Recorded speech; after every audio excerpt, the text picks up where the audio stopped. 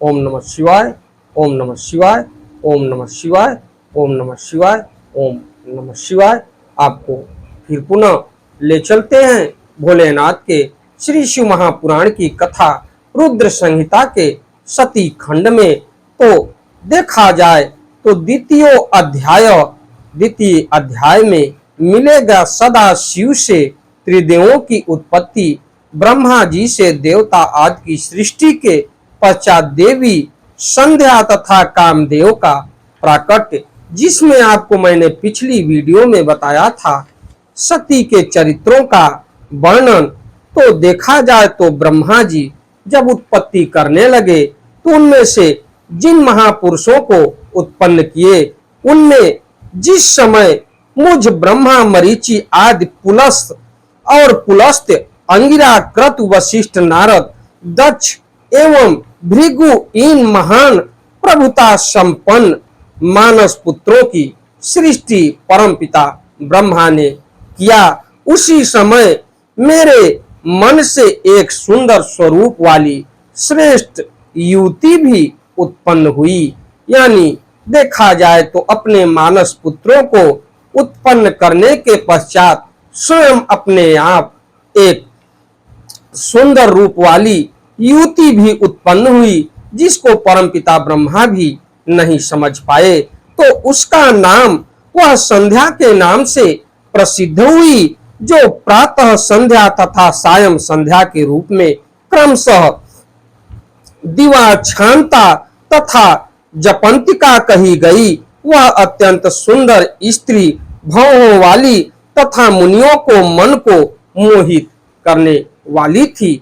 इस कथा को मैं आप तक आगे पहुंचाने का पूर्ण प्रयास करूंगा। हमारी वीडियो को लाइक करिए, शेयर करिए, चैनल को सब्सक्राइब करिए, बेल आइकन दबाना न भूलिए, जिससे हमारी कोई भी महत्वपूर्ण धार्मिक वीडियो आप तक शीघ्र पहुंचे। तो इसके लिए मैं संस्कृत और उसका उच्चारण हिंदी तक पहुंचाने का पूर्ण प्रयास करूंगा, क्योंकि पुराणों में देखा जाए तो भोलेनाथ का श्री शिव महापुराण पुराणों में सबसे उत्तम पुराण माना गया है। ओम श्री शांब शिवाय नमः, ओम श्री गणेशाय नमः।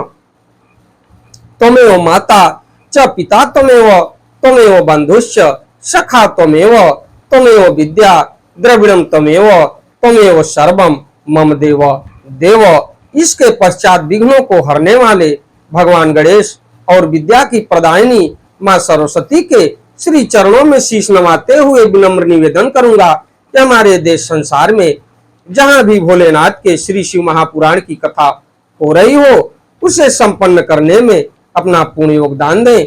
उसके साथ साथ हमारे ऊपर भी अपनी कृपा बनाए रखें कि मैं अपने मुखार बिंदु से भोलेनाथ के श्री शिव महापुराण की कथा को जो भी शिव भक्त प्रेमी हैं उनके तक पहुंचाने का पूर्ण प्रयास करूं, और वो इस कथा को सुन के अपने पुण्य के भागी बने। तो आपको संस्कृत और उसका उच्चारण हिंदी तक पहुंचाने का पूर्ण प्रयास करूंगा। न तादृशी देवलोके न मृत्ये न रसातले, कालत्रयेपि वै नारी संपूर्ण गुण शालिनी, दृष्टवाहं ता समुत्थाय चिंतयन् हृदि हृदय तान दक्ष स्त्राट्रो मरीच्याध्याश्च मत्सुताः एवं चिंतयतो मे हि ब्रह्मणो मुनि सप्तमं मानसः पुरुषो मंजूराविर्भूतो महाद्युतः कांचनीकृत जाताभः पीनो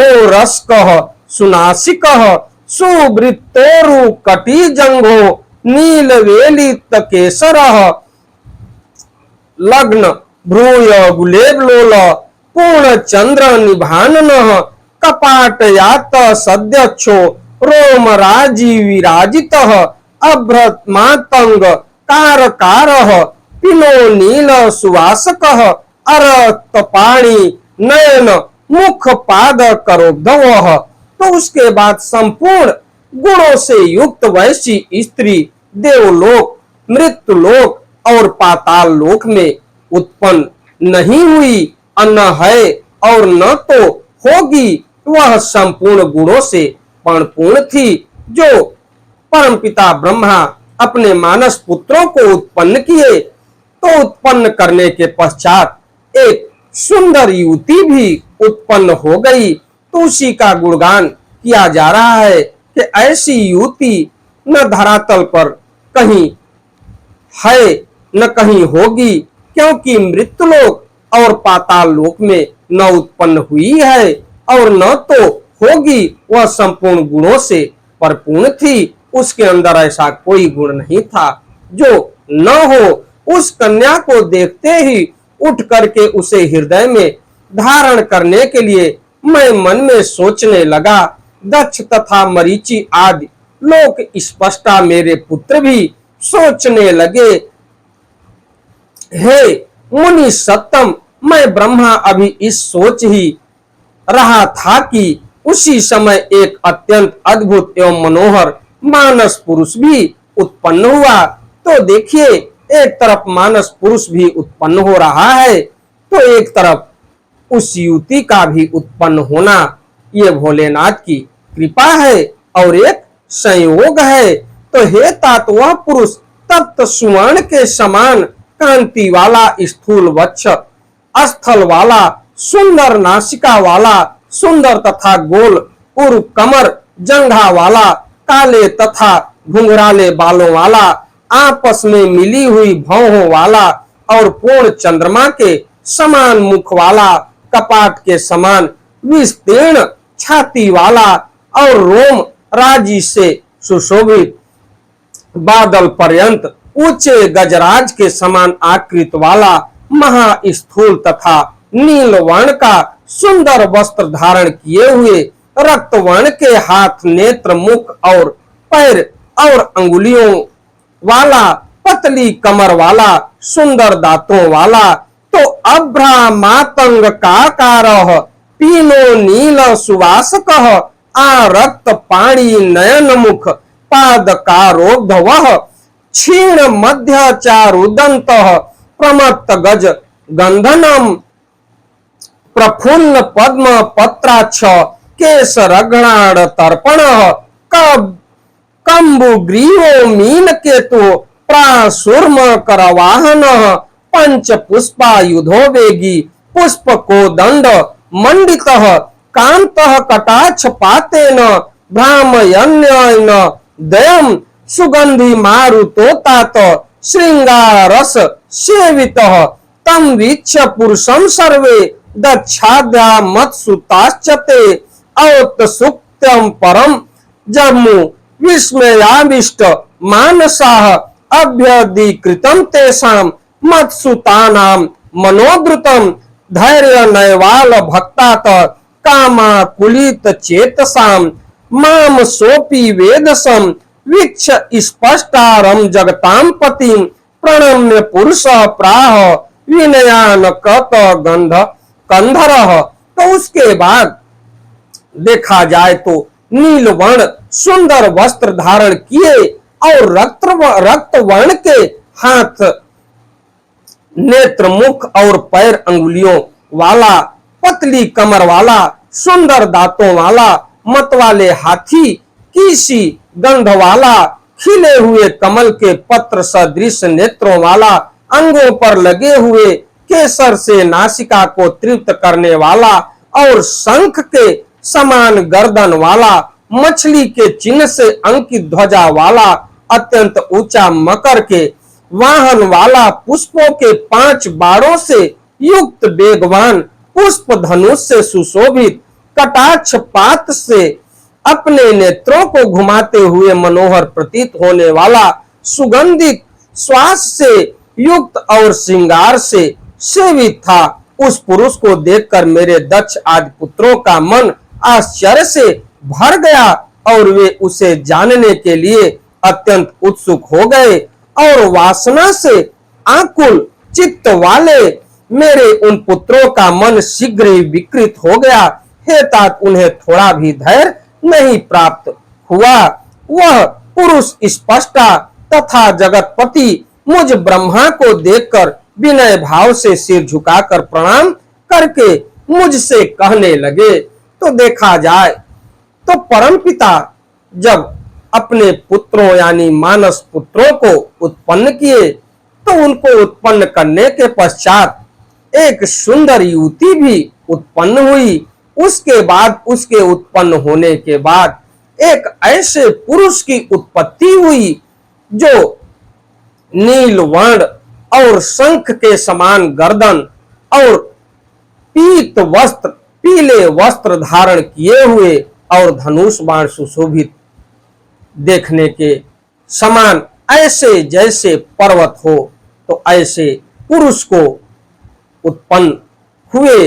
ये मानस पुत्र के बाद और संध्या युवती के बाद एक ऐसे युवक उत्पन्न हुए जो देखने में नील वर्ण सुंदर वस्त्र धारण किए हुए। तो इसकी कथा मैं आगे आपको ले चलता हूं। तो पुरुष उवाच, जो पुरुष उत्पन्न हुए वे क्या कह रहे हैं परमपिता ब्रह्मा से, इसके लिए जानते हैं कि आखिर वो महान पुरुष कौन थे। तो किम करिष्याम में हम कर्म ब्रह्म स्त्रत्र नियोजन जय मान्योध्य पुरुषो यस्मादुचित शोभितो विधे अभिमानम च योग्यम च अस्थानम पत्नीम च यामम तन्मे वद त्रिलोकेश त्वाम स्पष्टा जगताम पति। तो पुरुष बोले, हे ब्राह्मण, मैं कौन सा कार्य करूं, मुझे जो कर्म करनी हो उस कर्म में मुझे नियुक्त कीजिए। हे विधाता, आप मेरे मान्य पुरुष हैं, मैं आपकी आज्ञा का पालन करूं, यही उचित है तथा इसी से मेरी शोभा भी होगी। मेरे लिए जो अभिमान योग्य स्थान हो तथा जो मेरी पत्नी हो उसे मुझे बताइए। हे त्रिलोकेश, आप जगत के पति हैं। तो ब्रह्मोवाच, ब्रह्मा जी बोले उस पुरुष से। तो चलते हैं, देखते हैं कि ब्रह्मा जी क्या कह रहे हैं। एवं तस्य वचः श्रुत्वा पुरुषस्य महात्मनः क्षणं न किंचित प्रोवाच स स्पृष्टा चाति विस्मतिः अतो मनः सुसंशयम्यं सम्यगुत्त सृज विस्मयम् अवोचत्तु पुरुषं ब्रह्मा तत्कामं च समावहम्। तो उसके बाद ब्रह्मा जी बोले, उस महात्मा पुरुष के इस वचन को सुनकर मैं ब्रह्मा अत्यंत आश्चर्यचकित हो गया और थोड़ी देर तक कुछ नहीं बोला। फिर मन को नियंत्रित कर और आश्चर्य का परित्याग करके उस कामदेव को बताते हुए कहने लगा। तो आगे ब्रह्मा जी क्या कह रहे हैं। ब्रह्मोवाच अनेन त्वम स्वरूपेण पुष्पवाणश्च पंचभिः मोहयन पुरुषान स्त्रीश्च कुरु सृष्टिं सनातनीम् अस्मिन् जीववाच देवाधास्त्रैलोक्ये सचराचरे एते सर्वे भविष्यन्ति न क्षमास्व लंघने अहम वा वासुदेवो वा स्थावोण पूर्णा वा पुरुषोत्तमम् भविष्यामस्त्वं वसे किमन्ये प्राणधारका प्रच्छन्न रूपो जंतूनां प्रविशन हृदयं सदा सुख हेतु स्वयं भूत्वा सृष्टि कुरु सनातनीं तत्पुरुष वाणस्य सदा खुलक्षम मनोद्युतम सर्वेषां प्राणिनां नित्यं सदा मद करो भवान इति ते कर्म कथितम सृष्टि प्रावर्तकम पुनः नामन्यत वदिष्यन्ति सुता में तव तत्वतः। तो उसके बाद ब्रह्मा जी बोले कि तुम अपने इस स्वरूप से और पुष्पों के 5 बाणों से सभी स्त्री पुरुष को मोहित करते हुए सनातन सृष्टि की रचना करोगे। तो ये देखा जाए तो कामदेव के बारे में बता रहे हैं। उसके बाद स्त्री तथा पुरुष को मोहित करते हुए सनातन सृष्टि की रचना करो। इस चराचर त्रिलोकी में जीव तथा देवता आदि कोई भी तुम्हारा लंघन करने में समर्थ नहीं होगा। हे पुरुषोत्तम, मैं वासुदेव अथवा शंकर की तुम्हारे बस में रहेंगे।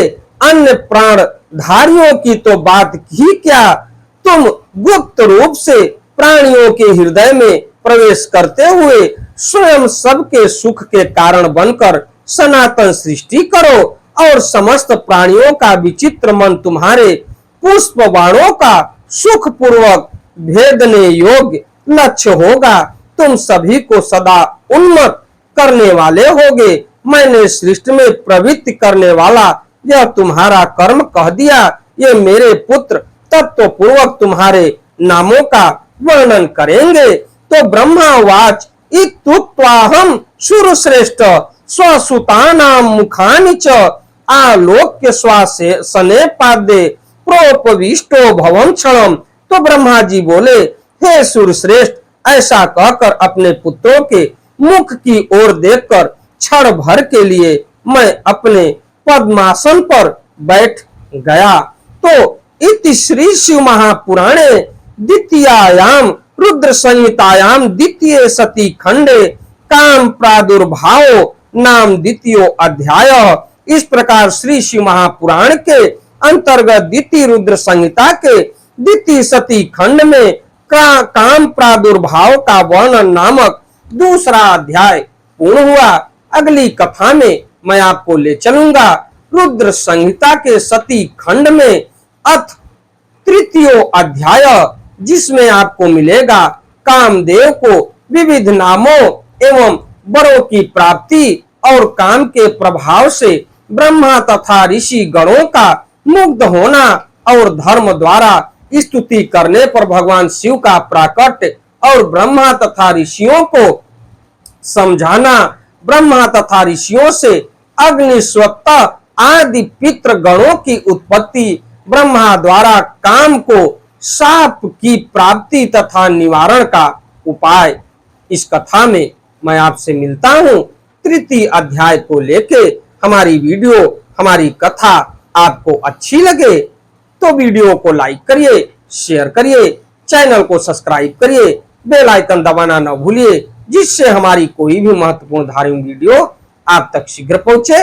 आपका दिन मंगलमय हो। चलते चलते एक बार प्रेम से बोलिए श्री शिवाय नमस्तुभ्यम, श्री शिवाय नमस्तुभ्यम, श्री शिवाय नमस्तुभ्यम, श्री शिवाय नमस्तुभ्यम, श्री शिवाय नमस्तुभ्यम।